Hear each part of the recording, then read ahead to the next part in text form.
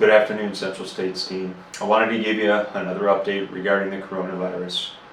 At this point, we remain committed to maintaining normal business operations for our customers and for our employees, provided we can be fully compliant with local, state, and national legislation. It's a very quickly changing environment, and as you can see, each state is quickly releasing their requirements for businesses and individuals pertaining to the coronavirus in order to slow the spread. I will tell you, as of now, all of our locations can remain open. Our businesses have not been impacted by the legislation. Now we'll continue to monitor. It's changing almost hourly, but we have somebody dedicated to monitor the situation so that we can make sure we make good decisions for our customers and our people that are fully compliant with whatever regulations are changing, and we'll continue to do that. Now, some of you may be asking yourselves, hey, why are we so committed to maintaining normal business operations, and what about employee safety?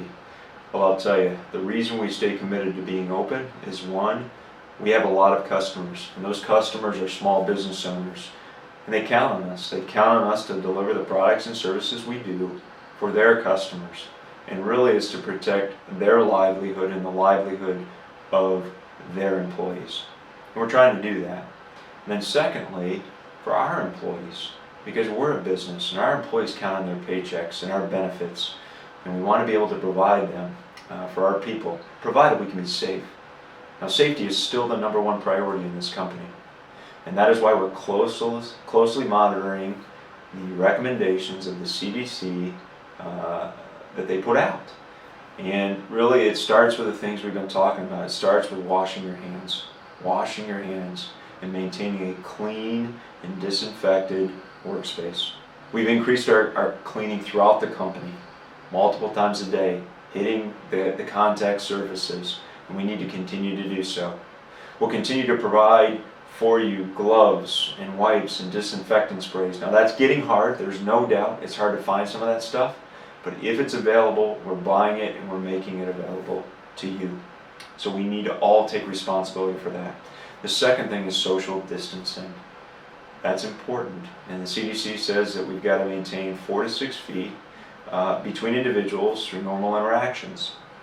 Now, we believe we have a very good respect of social distancing in the plants based on the number of people versus the square footage. We can't exceed the social distance recommendations of the CDC.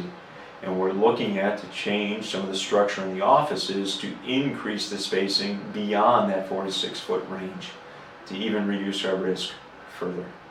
And we'll be taking those actions. So my message to you is safety is still the number one priority, but we all have responsibility to try to ensure our safety by following those guidelines diligently. And I ask for your support in that. You know, I mentioned we were going to be working on a plant shutdown plan so that we're prepared in the event we are forced to close an aspect of our business based on the legislation. So we've developed that plan, and that plan includes everything from how we shut down a facility, but also still support the sales of that facility through all parts of that territory, provided our customers are still doing business. And we're committed to do that. Those plans have been developed. We're working on finalizing those plans among the different locations so that they can guarantee the support for each other in the event one of our facilities close. Now, I will tell you, we have made a decision on how we're going to treat our employees in the event we are forced to close an aspect of our business. And I'd like to share that with you. So our plans are to date, if a site is forced to close and approved by us, we'll shut down the facility. There will be some people in the site will be required to work to maintain our normal business operations, either to support the other sites that remain open or support the serving of our customers, okay, and the other aspects of our business. If somebody is required to work, they will be paid as normal for their work, pay policies, etc. For those that will not have the opportunity to work because their location is closed, here's what will happen for the first 3 weeks, if it goes that far. In week 1, we will ask employees to take paid time off or vacation. Now we will encourage that, okay? We will not force that, but we will definitely encourage that. If somebody chooses not to take paid time off or vacation, they will be able to take an excused unpaid leave of absence for that first week. That will be an option. In weeks 2 and weeks 3, what we intend to do is for all employees that are forced to be off and unpaid, we will pay in a bonus format 50% of the regular pay rate. For production techs, leads, and maintenance, that will also include 50% achievement of the monthly bonus in that period. For people that are on commission, it will include 50% of their targeted commission rate. Okay, so once again, for weeks 2 and weeks 3, there will be a bonus payment made by the company to all employees that have been forced not to work due to a company-approved closure, regular active employees, by 50% of the regular pay rate. Okay. Now, the company will also be providing benefits throughout that period. All right, throughout that period. And how that will work is for regular active employees during those 3 weeks, because you will not be receiving normal paychecks, the company will also pay for your healthcare deductions. The company will support those payments without need for future reimbursement by the employees.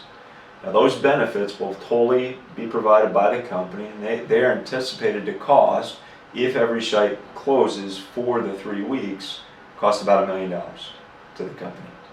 Okay, but we want to do that, and we think that is a fair thing to do, and then we hope the governmental programs that have been announced will provide assistance for people to offset some of the remaining 50%.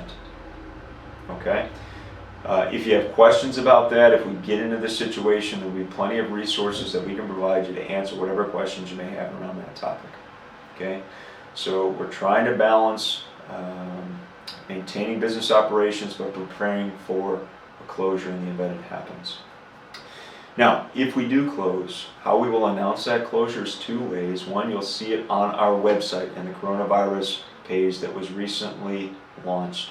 Also, in the inclement weather hotline, where we typically would announce plant closures due to weather, that will also be a place you could call to find out if we're open for business. Okay, those are your 2 sources for information whether you've got to come to work. If we are open, we expect you to report to work through normal business operations. Now, if you're truly worried about your safety, or you're at risk, or somebody home at risk, if you have any concerns about your safety and you don't want to come to work, as we previously communicated, you have options. Please talk to your HR representative about those options. And those options, simply put, are 1, you can use vacation or PTO. 2, you can ask for an unpaid leave of absence. Or 3, if your job allows to be done effectively off-site, we can talk about that option as well. Okay, so please, if you have any concerns, come talk to us. All right? So it's a fast-changing environment.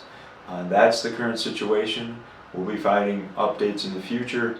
And thank you again for your commitment. We appreciate you.